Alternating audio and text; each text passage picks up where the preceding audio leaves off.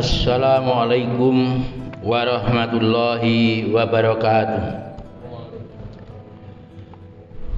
Alhamdulillah wa syukurillah wa nikmatillah wala haula wala quwwata illa billah. Asyhadu an la ilaha illallah, astaghfirullah, as'alukal jannah wa a'udzubika minan nar. Allahumma innaka afuwun tuhibbul afwa fa'fu an.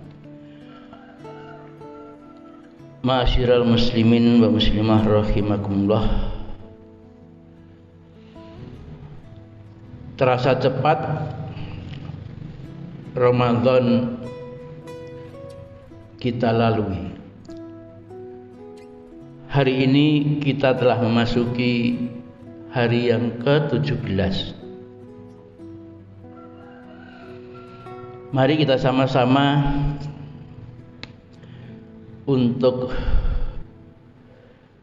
mengambil hikmah dari 17 hari yang kita nikmati selama Ramadan ini.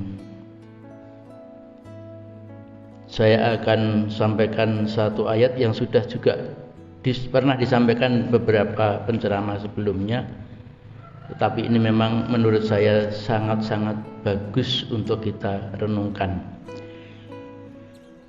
Di dalam surat Al-Qasas ayat 77 Allah berfirman, a'udzubillahi minasyaitonirrajim, bismillahirrahmanirrahim.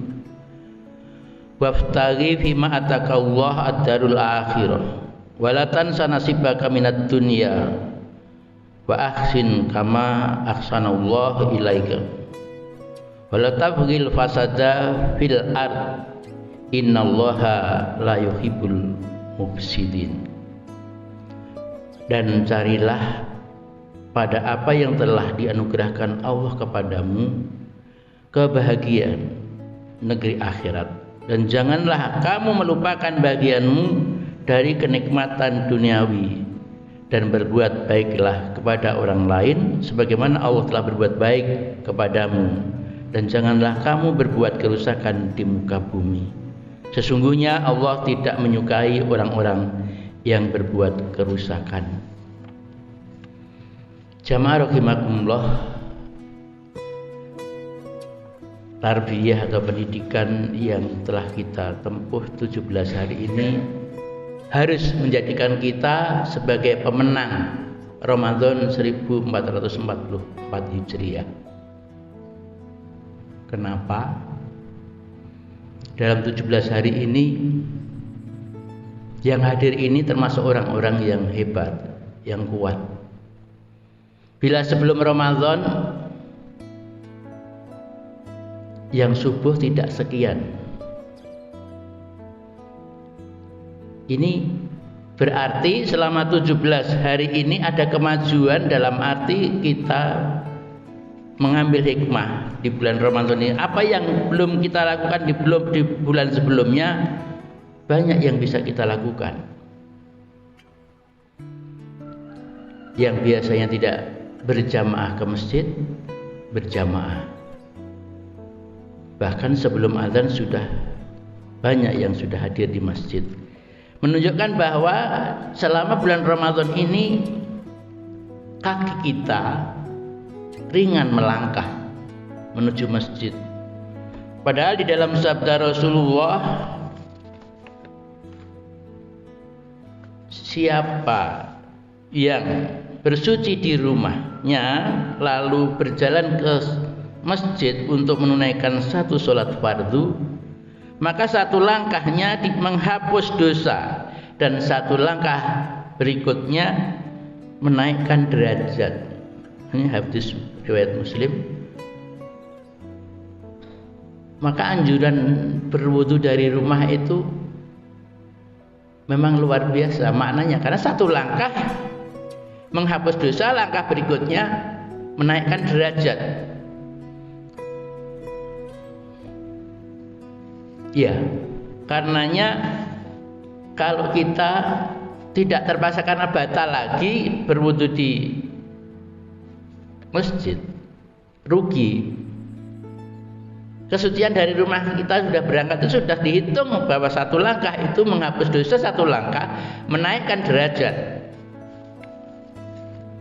Padahal di sabda Rasulullah yang lain mengatakan bahwa ketika ini memberikan tawaran kepada para sahabat, maukah kalian aku beritahukan amalan yang dengannya akan menghapus dosa-dosa dan mengangkat derajat? Para sahabat pun menjawab, mau ya Rasulullah. Beliau bersabda, menyempurnakan wudu di saat yang sulit, banyak melangkah menuju masjid, menunggu sholat setelah sholat, itulah ribat atau perjuangan. Jamaah rahimakumullah, menyempurnakan wudu.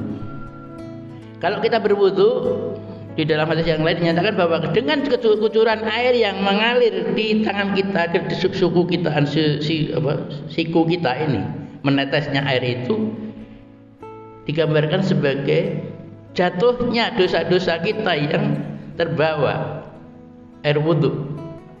Maka jangan tergesa-gesa ketika kita berwudu.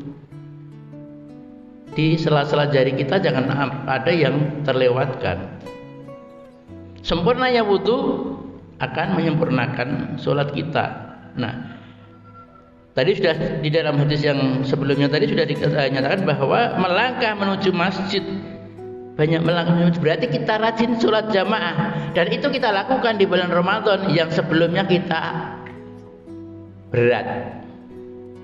Bahkan saat ini, saat Ramadan, ketika di jalan pun ada masjid, waktunya sholat, kita tidak lagi nunggu nanti kalau sampai rumah, tapi segera berbelok untuk bisa ikut jamaah. Nah, ini merupakan satu pendidikan yang luar biasa yang kita terima selama bulan Ramadan. Eman-eman kalau nggak ikut sholat jamaah. Nah, mari kita coba untuk lestarikan setelah Ramadan nanti. Nah, kemudian setelah sholat, menunggu sholat, setelah sholat, ini dimaksudkan adalah, ini ada dua tafsiran. Yang pertama, kalau punya waktu dari sholat ke sholat, itu tetap di masjid, diisi dengan zikir, satu keutamaan. Tapi di dalam orang Jawa menafsirkan dalam filosofinya, durung sholat wis sholat, wis sholat durung sholat. Jadi sudah sholat belum sholat, belum sholat sudah sholat. Maksudnya bahwa di dalam hati kita itu selalu terngiang-ngiang. Ketika menunggu waktu datang sholat, belum agak jauh-jauh sudah di telinga kita seakan-akan sudah akan terdengar suara azan. Merindukan datangnya waktu sholat, bukan ketika ada azan malah udah zuhur ya, udah asar ya, dan seterusnya. Jadi merasa ini ada keinginan bahwa segera dijumpakan dengan hadirnya waktu sholat.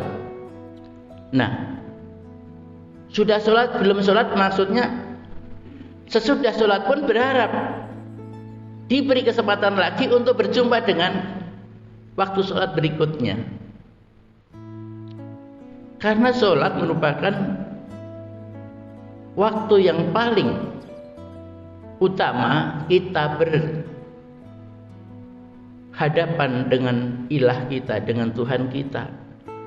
Maka dalam hal ini mari kita perjuangkan bahwa di dalam hati kita senantiasa ada keinginan untuk berjumpa dengan Allah dengan datangnya waktu sholat. Nah, ini suatu hal yang memang harus kita upayakan, bagaimana supaya kita betul-betul meresapi ibadah kita. Nah, terkait dengan ayat yang saya bacakan di depan, bukan berarti kita meninggalkan dunia, karena bahwa perintah Allah ini kepada kita disuruh mencari kebahagiaan akhirat, tetapi nggak boleh melupakan bagian kita di dunia. Artinya bahwa kita harus menjaga keseimbangan. Meskipun ada hadisnya naum soim ibadatun, bahwa tidurnya orang puasa itu dinilai ibadah, terus turu terus. Bukan begitu, tapi bagaimana pernah saya katakan bahwa agar tidur kita pun bernilai ibadah, seperti yang lalu saya sampaikan bahwa sebelum tidur hendaknya kita berdoa, bismika Allahumma ahya wa bismika amut. Jadi betul-betul dengan namamu ya Allah aku hidup, dengan nama pula aku mati. Nah, kalau kita tidur kebablasan, berarti tidur kita bernilai ibadah. Karena bahwa tidur yang kita lakukan itu tidur terakhir untuk menghadapnya. Nah, jamaah rahimakumullah, demikian juga dengan ibadah-ibadah yang lain, langkah-langkah kita. Bahkan barusan sebelum saya berangkat sini tadi dapat share-sharean dari teman yang bagaimana Islam ini mengajarkan yang luar biasa, kencing aja diatur gitu loh, supaya apa? Betul-betul bersih. Jongkoknya pun kakinya harus supaya tiris betul, tidak ada sisa yang ketika kita sudah berdiri itu masih ada sisa yang kemudian mengalir lagi.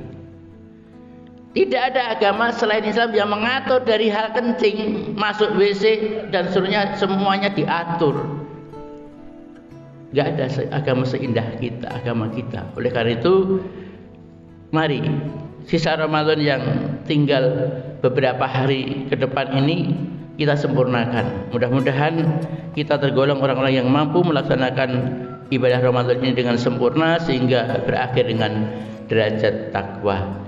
Demikian yang bisa saya sampaikan pada pagi ini. Mudah-mudahan sekali lagi dapat menjadikan pencerahan bersama kita semua yang hadir, termasuk diri saya yang menyampaikan.